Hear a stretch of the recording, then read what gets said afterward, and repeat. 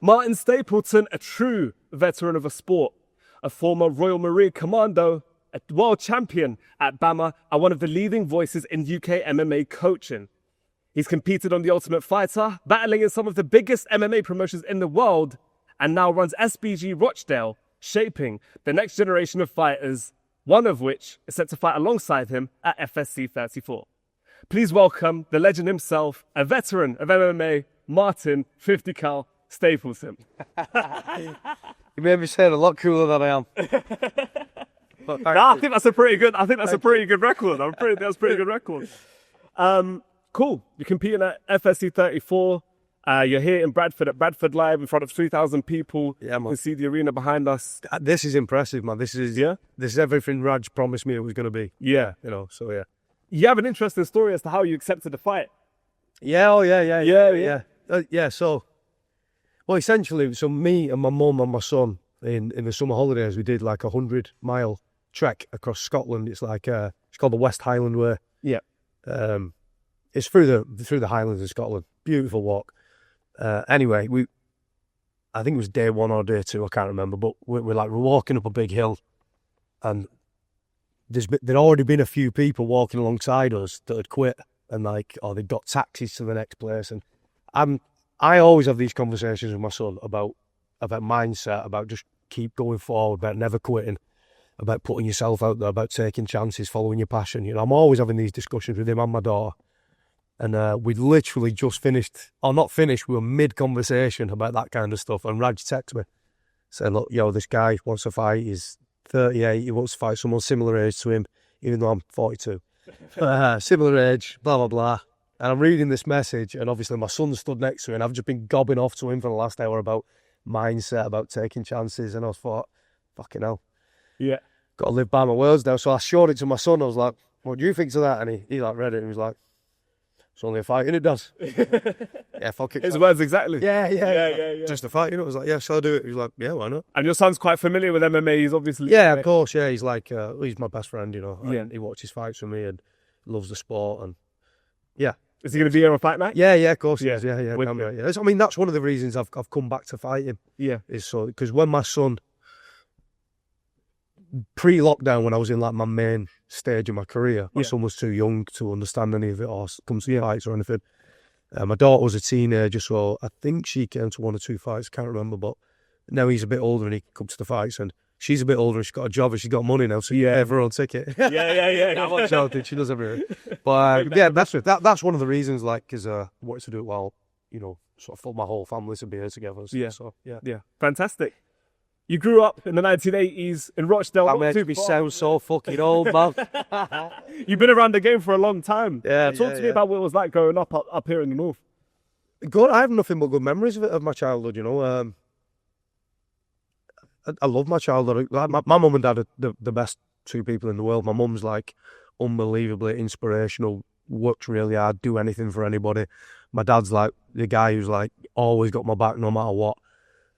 Again, he's very inspirational to me. He was in the army when I was growing up and stuff. So I've got nothing but good memories of my childhood. It's fun times. I think growing up before social media was probably actually knocking on the doors. Yeah, knocking on doors and going out getting chased off your neighbours and stuff like that was fun. But Rochdale's a town very similar to Bradford. Very quite what you might call deprived, although it's not too bad. Mm-hmm. Very mixed cultures, but I have nothing but good memories of growing up in Rochdale. I love Rochdale, man. Would you say that kind of upbringing, obviously in Rochdale, has made you into the person that you are today, and the mentality and the resilience that you've got as well? Well, yeah, it's certainly shaped it. I'm still close with all my friends that I grew up with. All the guys that I was close with growing up are still my friends now. They'll all be here on the fight show. And obviously, you take your characteristics from your surroundings as well as yourself, don't you? It's nature and nurture in it. But yeah, definitely, growing up in Rochdale's a fighting town. Yeah. And that's why I'm so glad that we've been able to open, my gym that we've been open for the last 10 years and build so many local champions. It's just getting the town back to its roots. Good set of champions, obviously a good team behind you as well. You're at the head of it all. At some point in your upbringing, you obviously touched on it before, but you started going to sort of Army, Royal Marines. Talk to me about what the transition was like going there. Well, I mean, growing up, obviously, my dad and all my uncles, I call them my uncles, they're not really my uncles, but my dad's like best mates, but they're uncles. They're basically yeah, like they were always like the male group that I would look up to. Do you know what I mean? And they were all in the army, and the 𝗙𝗏𝗏𝗧𝗏 army together, always going doing crazy stuff together. Had a really good bond. Yeah. So I always looked up to that, and I always kind of aspired to it, but I never had any direction towards it, as in I didn't know what I was going to do. And then it just literally one day, one of my best mates came to me and he was like, "Have you ever heard of the Royal Marine Commandos?" And I was like, "No, what's that?" He was like, "It's like the army on steroids." And he showed me this magazine he had and like all the Gucci things that the Marines did. Yeah. And I was just like, yeah, that's fucking what I want to do. That's a bit of me, that. Yeah.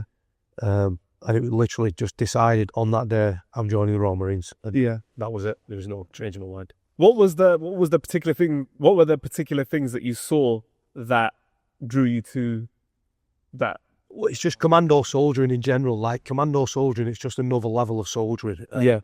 You got to be able to survive out in the Arctic on your own for weeks, months on end. With Britain's only Arctic soldiers. We're Britain's only amphibious soldiers, so you're seeing them. I was watching videos of them going on speedboats, crashing along shorelines, and raiding shores and doing commando raids, and it's like, yeah, sounds like a bit. Yeah, that's what I want to do. Fast roping off helicopters into buildings and stuff. It's like, yeah, that's what I want to do. What was the craziest experience that you had in the Royal Marine Commando? Nailing that down to one is probably impossible. It depends what you mean by craziest as well. You can't believe this is happening. Like, this is happening, it's real, and you can't believe it's happening. There's a lot of them. I mean, one of the weirdest experiences I had was in Africa. We were patrolling up like through a wadi, like a re-entry where the sea is coming into the land, and we're patrolling up where it's dried out. And we could hear a bit of noise behind us, and we had hyenas following us about 400 or 500 metres behind us. We have live rounds though, so they'd have lost. Yeah. Obviously, that was a crazy experience. I'd say the first time we went to Iraq, I was on one of the very first helicopters to go in there. And just that experience, me and a very close friend of mine, 𝗟𝗓𝗘, were like squashed up against one of the windows of the 𝗙𝗥𝗙𝗥 helicopter. We could just see all the anti-aircraft rounds firing through the air right next to us. Oh my God. And obviously at that point you're feeling very vulnerable and pretty useless because there's nothing you can do. Yeah. That was a pretty fucked up experience. Was that the closest you've been to death? No, I don't think so, no. Yeah. Yeah. I wouldn't say it was the closest. It was close, but yeah, I was on a wall that got hit by a RPG. Oh my gosh. Yeah. Luckily the RPG didn't the warhead of it didn't go off. It hit the wall, but it didn't go off. It just yeah. But yeah, there's many. Yeah. I can imagine. Yeah. You have a very strong career in the Royal Marine Commandos. At some point, you transitioned into MMA. Walk me through that transition. Well, it's a bit of a weird one. So, like, I was fighting professionally. And when I did the Ultimate Fighter, I was still in the Royal Marines. Mm-hmm. And what had happened was I got selected to go on the Ultimate Fighter. And we applied to get permission to go. Mm-hmm. But the commanding officer at the time wasn't at my unit. He was away somewhere. And the second in command was like, no, you can't go. You can't do it. Yeah. And my sergeant major and like the blokes around me, it were like fucking legends. Were like, nah, fuck it, just go. Yeah. We'll cover for you. If we get caught, we'll take it on the chin. Yeah. And then the CO actually ended up coming back, and he was like, yeah, fuck yeah, you can go. You represent the Royal Marines fighting in America. Fuck yeah, you can. Yeah. So I was already fighting whilst I was in the Marines. And then when I came back from the Ultimate Fighter, I got offered quite a big sponsorship to leave the Marines. Mm-hmm. I go be like full-time fighter, and I was literally this close to doing it. But then I got asked to go back to Afghanistan, like to go on a tour of Afghanistan, and it was like a little bit of a conundrum for me because it was one of them things where I was like, well, if I say no to that, if I turn down the sponsorship, I'm turning down a fuck ton of money because it was a good money one. Yeah. But if I say no to going to Afghanistan with the lads, it goes against my values. Yeah. So I chose that. That's why. And at that point in my head, I was kind of like, MMA might not work out anymore because I'm taking time away. And I was It young. was a Wild West back then. Yeah, no, obviously there was a chance I wouldn't have come. I think back in them days it was something like 1 in 6 people were getting a life-changing injury, and 1 in 30 was dying, something like that. So there was a good chance that I weren't coming back anyway. Luckily I did. Yeah. And obviously when I did, my son was born while I was in Afghanistan as well. I came home for 2 weeks leave during the tour, and my son was born on that 2 weeks. Wow. So I was there for his birth, but then I went back. But then when I got back, like permanently, I thought, right now I'm going to chase the MMA dream. Yeah. And that was my vision, was to leave, open a gym, spread MMA in my community, try and become a world-renowned coach, and do as well as I can in fighting, and see if I can win a couple of titles, world title, go as far as I can. And I feel like I've done a good job at both of them so far. There's a lot more to go, especially with coaching. But I'm happy with my career, what I've done in it. I feel like I've ticked a lot of boxes that people probably didn't expect me to.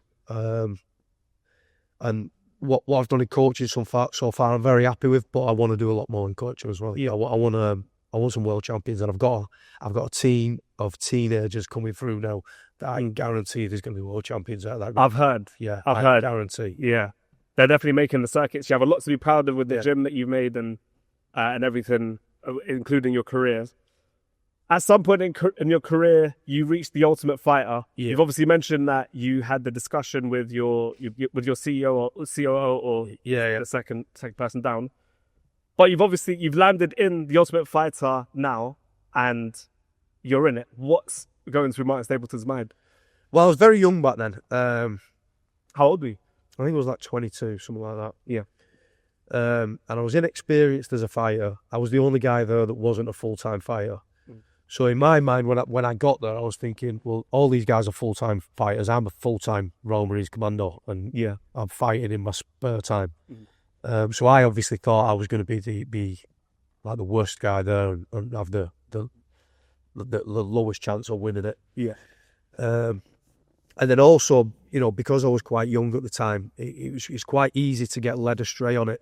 As in, when you're on the Ultimate Fighter, when you're at the gym and you're on training, it's run like an MMA team. Yeah. When you get back to the house, it's run like a reality TV show. Yeah. They stock the fridge full of beers, they want drama and all that kind of stuff. So it's a bit of a weird thing, because like you get sucked into that a little bit, which I felt like I did do, looking back on things, But it's part of life, innit? Yeah. And again, I'm glad the way that it went. I'm glad that I didn't win it, because if I did, I wouldn't be sat here now. I wouldn't doing the things I've got now. I probably wouldn't have my gym. My life would have took another direction, and I'm very happy with the direction my life has took. So yeah. Good. Congratulations. Like I said, a lot to be proud about, particularly this new generation of fighters that are going to come through. You're fighting alongside one of your students. Yeah, man. How does that feel? Talk to me about it. Carl Fletcher. Yeah. Well, do you know what? It's weird, because like you don't want to fight alongside your students because you want to corner them. Yeah. But then at the same time, it's like, I'm proud that he doesn't need... Because, like, listen, in this game, if you need somebody else, you're not a fighter. Yeah. Like, if you can't fight because a certain person's not in your corner, or a certain thing didn't happen, or a ritual didn't happen in a certain way... You're not showing up for yourself. You're not a fucking fighter, man. Yeah. You should be able to fight no matter what. Like, I'll fight on a car park in fucking Baghdad if you want. I don't give a shit. If there's 10,000 people there or nobody there, I'll fight. I don't care. Because all I need is me and my skills, and that's kind of the mindset you got to have to be a fight. So it's kind of like two sides of the same coin. I'm gutted that I can't corner him, but I'm really fucking proud of him that he is that guy. Yeah. He doesn't need me there. He's got everything he needs within himself. He's got the skills, he's got the mindset, and he's going to fucking show up and show it on fight night. Did part of you know that he would do that regardless? I knew in my mind, I know what type of bloke he is, and I know what potential he's got, and I know how much I believe in him. Yeah. But I did ask him the question first, how would you feel about me not winning your corner and all that? Yeah. In the back of my mind, I was thinking, I know what he's going to say, because I know who he is. Yeah. And he confirmed it. He was like, I don't care who's in my corner, man. I'm there to fight, I know what Carl's capable of. I know what type of bloke he is, and he's got a lot to come. You obviously raising this generation of fighters. I imagine you've got a lot to talk to, particularly through your experience both in the Royal Marine Commandos and also in your MMA experience. Yeah. If you had to leave a message to any new MMA fighter, up and coming, seasoned or whatever it is, at whatever stage of career, at whatever stage of their career that they're at, what would your message be for them? Outwork everybody. Literally, just outwork everybody. Everyone wants a picture on Instagram. Everyone wants to look cool. Everyone wants to look at their heart rate monitors and have fucking ice dust, all that. Just fucking outwork everybody. People drop by the wayside because they can't do the work. Do you know what I mean? You outwork everybody and you'll rise to the top. Now, listen, some people are going to have better skills than you. There's nothing you can do about that.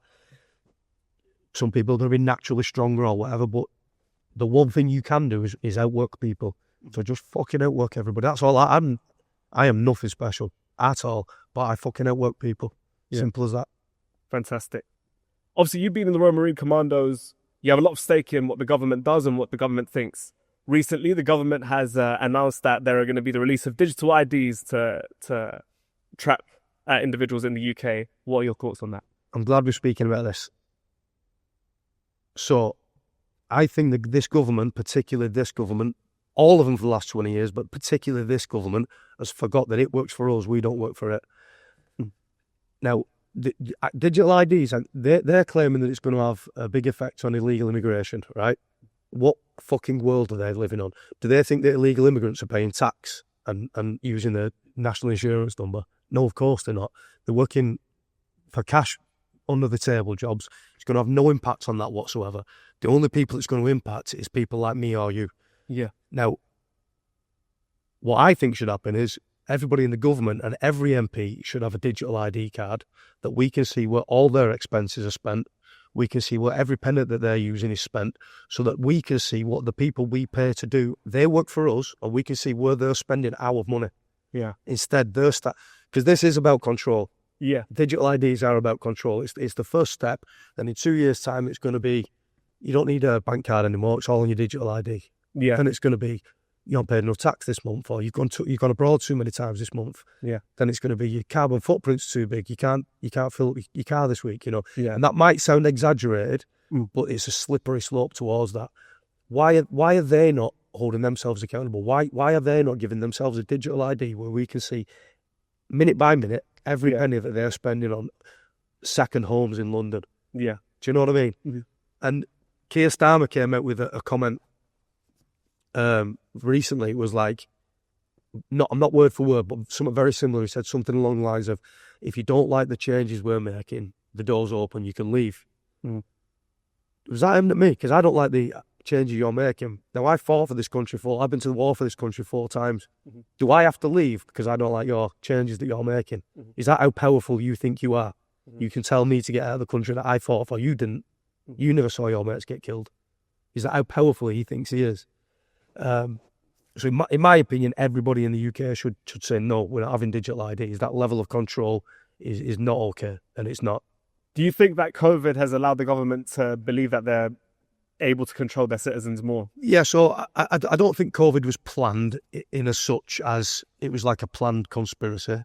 But I do think it was, as soon as it happened, they saw we can test the waters here. And they did test the waters, and a lot of people complied.